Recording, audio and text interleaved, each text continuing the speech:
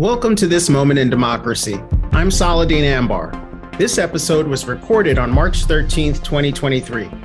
Today, I'm speaking with Professor Selin Bengi Gümrükçü, who's a lecturer in the Department of Political Science at Rutgers University, about the recent earthquakes that have devastated the Turkey-Syrian region. Professor Gümrükçü studies various aspects of social movements, political parties, the far right, violence and Europeanization, and Euroscepticism, mainly focusing on the case of Turkey. She is currently working on her first book, Protest and Politics in Turkey in the 1970s, The Making of a Protest Wave. Professor Gümrükçü, welcome and thank you for joining us today. Thank you. Thanks for having me. It's really a pleasure having you. You're doing such important work in a country of vital interest, not only to the United States, but to the region and the world. The United Nations currently says millions of people are still homeless and living in fear. There are perhaps 50,000 or more now in recent days. Reports have come in that have been killed in Turkey. Can you just give us a summary of the situation as far as you know? What is the current situation in Turkey right now? As you would know, as our, audience would know, two earthquakes measuring 7.7 and 7.6 on the Richter scale hit southern Turkey and northern Syria more than a month ago now.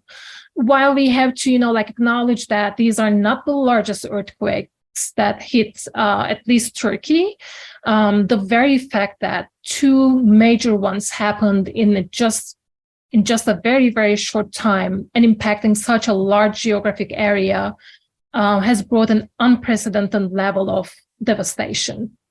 For the case of Turkey, we can say that the region impacted is hosting about 13.5 million people, including millions of Syrians, but also refugees from other countries like Afghanistan, Yemen.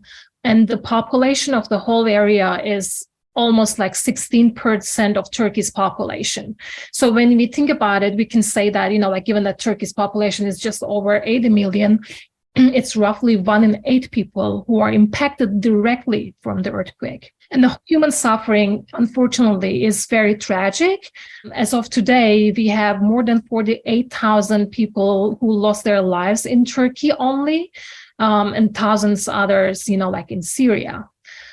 People are left without a home, without a shelter, without a city, without their loved ones, without their memories of their cities, their childhood. They don't have their neighborhoods anymore. They don't have their friends that they grew up with, right? So the people who have been reporting from the region are stating that, even the journalists who have been in war zones before, they're stating that the situation is really bad. Like it almost looked like a war zone, and they've never seen a devastation this scale before. Some of the cities in the region, including the ancient Antioch, got completely destroyed. And we need to understand, I guess, that the region that is hit does not have only significance for Turkey or Syria, but it is our common, cultural heritage. The city that I mentioned, Antioch, for example, it has been one of the most peaceful cities in the broader Middle East that hosted several cultures, several religions. It has been the home of one of the, liveliest Jewish communities in Turkey, where also, many Christians, Sunni Muslim communities, including the Arab Alawites, are also living. So it has been kind of like the cradle of civilizations in a regard, right? It has been at the intersection of various religions and ethnicities where people lived brotherly for a very long time. It doesn't exist anymore. It's a devastating humanitarian crisis, as you suggest, not only for the human lives lost, but for the cultural institutions and heritage. I had the good fortune of visiting Turkey some years ago and visited Ephesus, and it's an incredibly rich culture, but also nation in terms of artifacts and so forth. Do we have a sense of why this happened with respect to not only the magnitude? Was there an issue with the building codes or structures themselves? What were the forces that led to so much loss of life? Yeah, I have to say that, one sad thing about this earthquake, it's like the whole situation is sad, of course.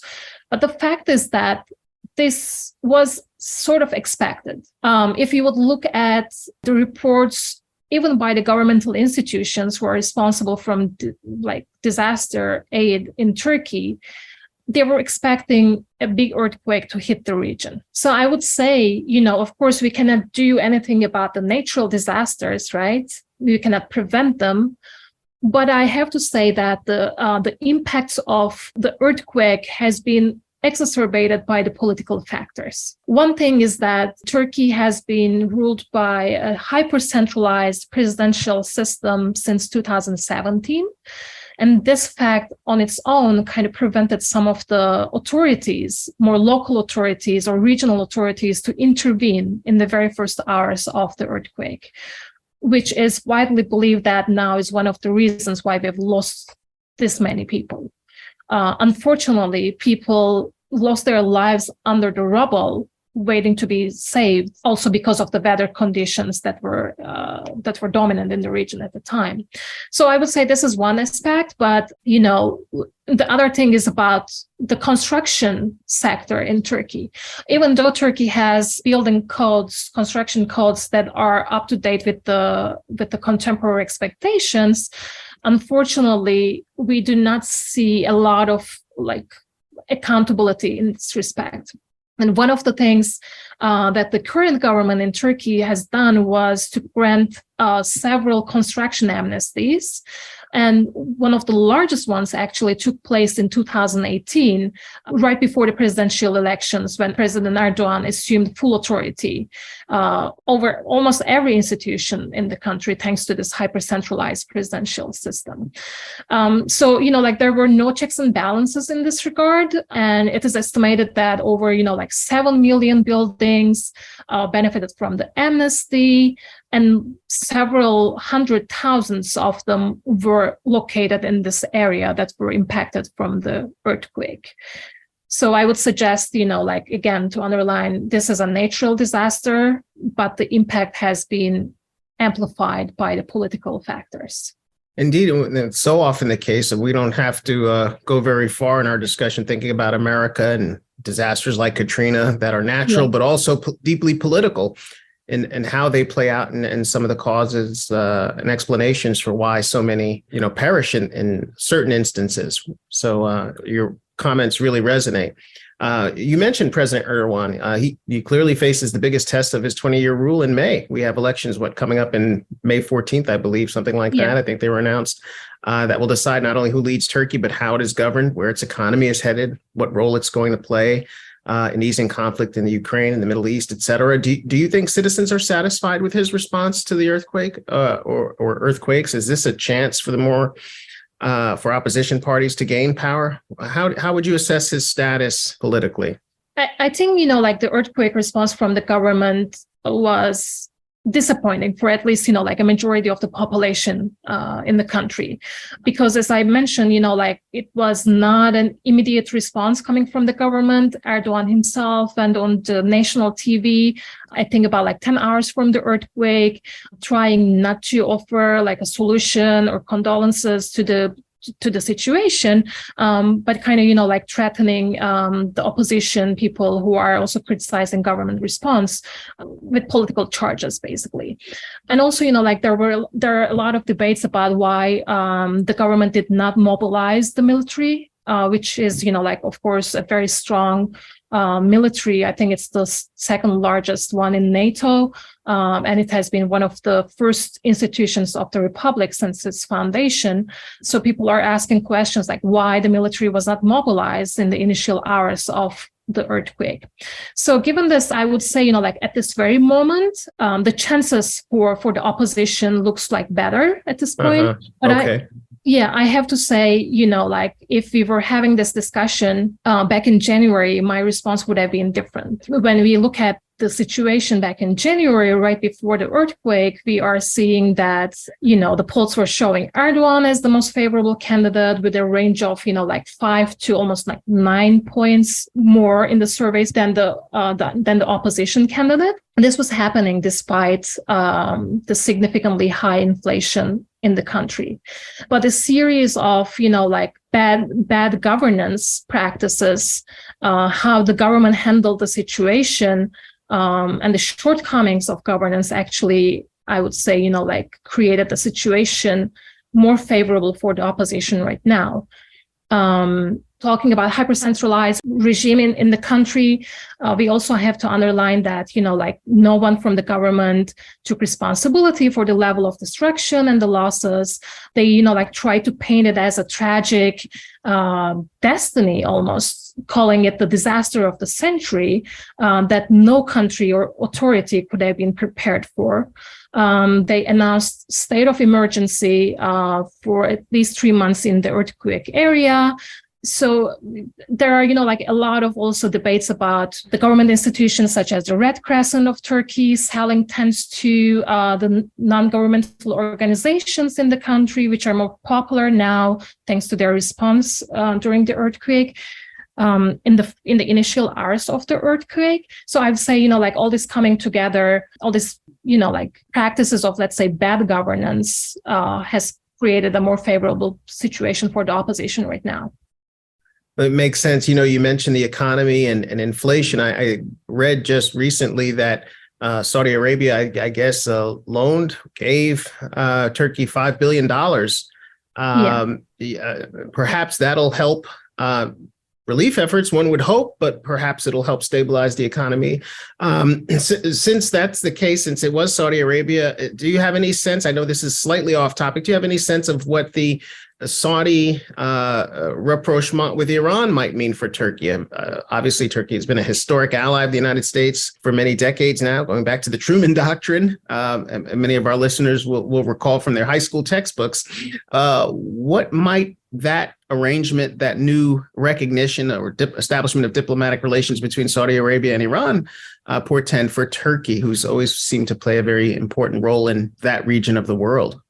Full disclosure, I'm not an expert on international relations, but I have to say that, in order to assess this or answer this question, we might need to wait a little bit until after the elections, because I would assume Turkey's role in the foreign, in the international arena, might also change according to the election results, not only related to, Saudi Arabia, Iran rapprochement, but also, in terms of Turkey-Russia relationship, but also Turkey's relationship with the West might heavily depend on the election outcome, right? So in this regard, I would say at this very moment, Turkish politics is highly focused on the national domestic developments, but once we get over the election period, and as well if there's governmental change, Turkish foreign policy would also take a different route. I guess this is what I can say at this very moment. No, I think that makes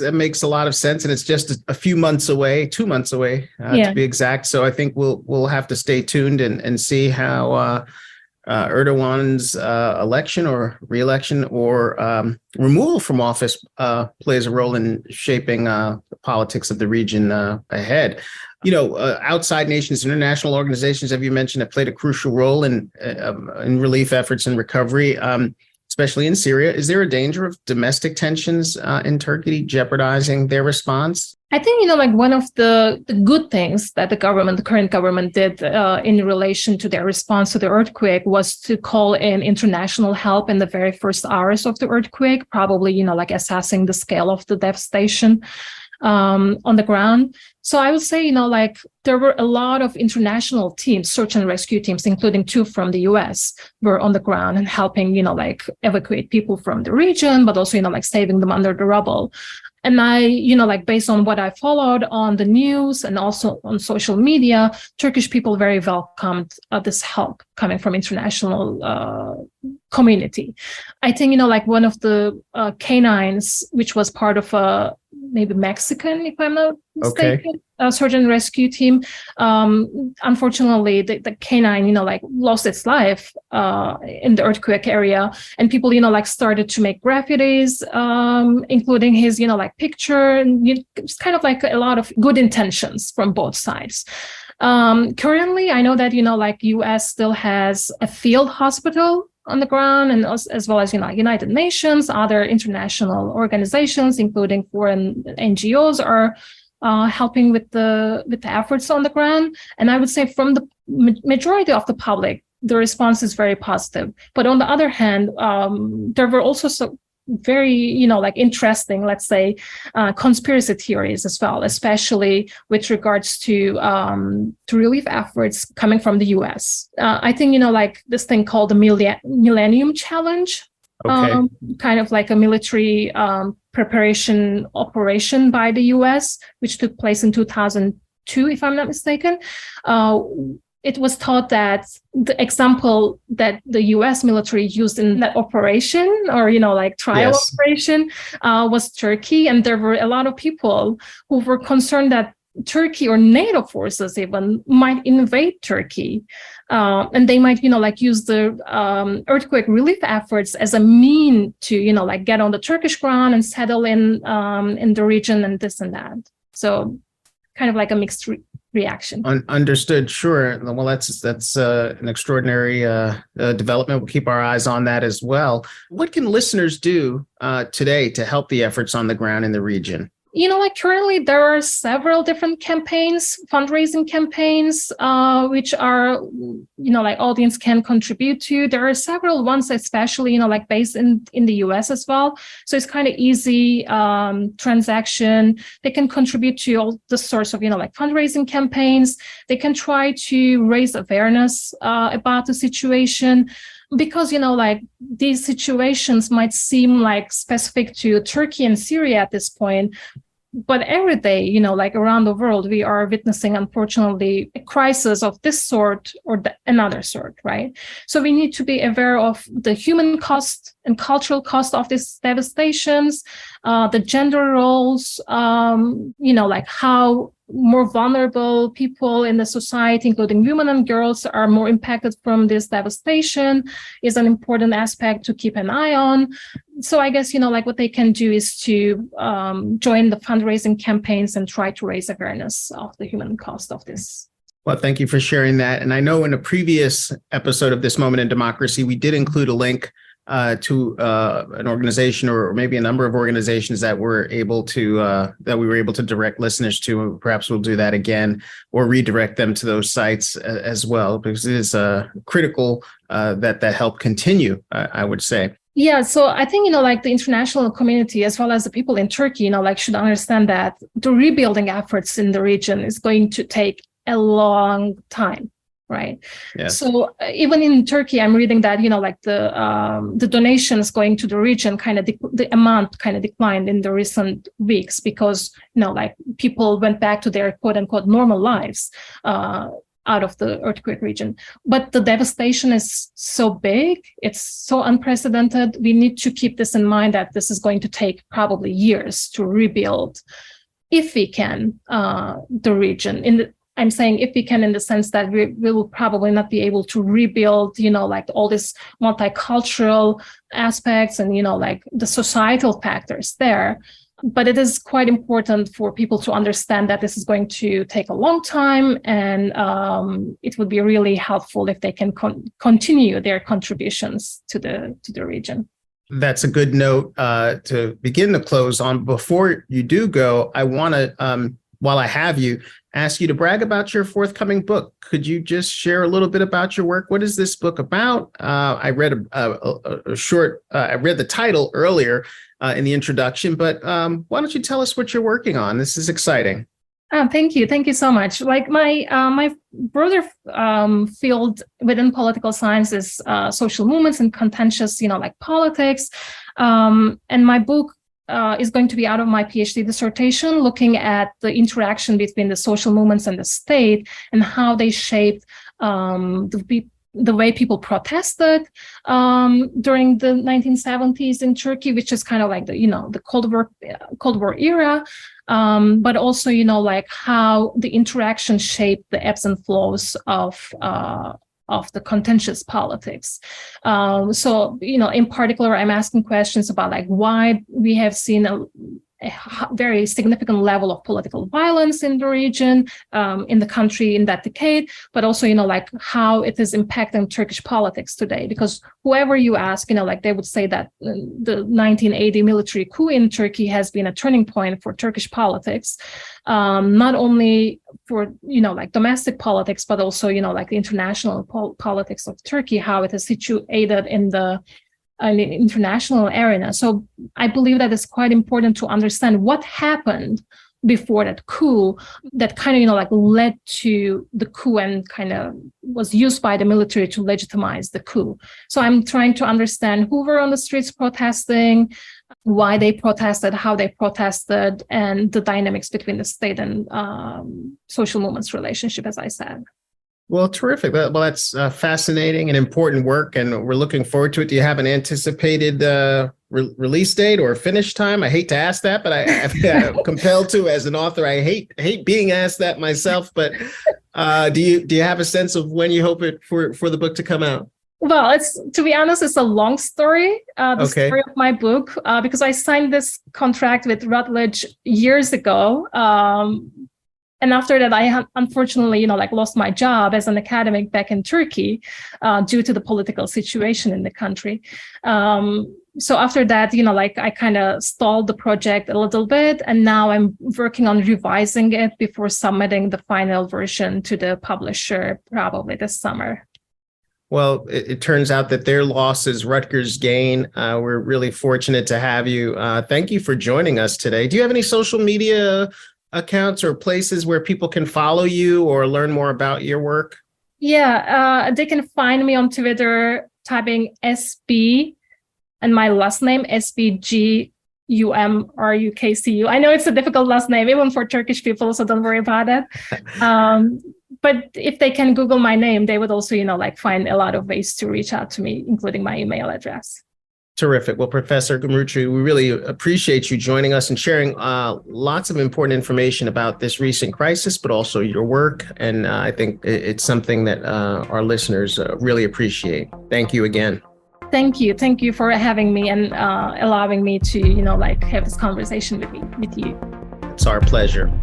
Today's podcast has been brought to you by the Eagleton Institute of Politics. Eagleton is a nonpartisan research unit of Rutgers University, New Brunswick. This moment in democracy was made possible in part by the generosity of Gerald and Kiko Harvey and Eagleton's many supporters. To support Eagleton's work or sign up for its newsletter, click the links in the description. To learn more about the Institute, visit eagleton.rutgers.edu and follow Eagleton on social media.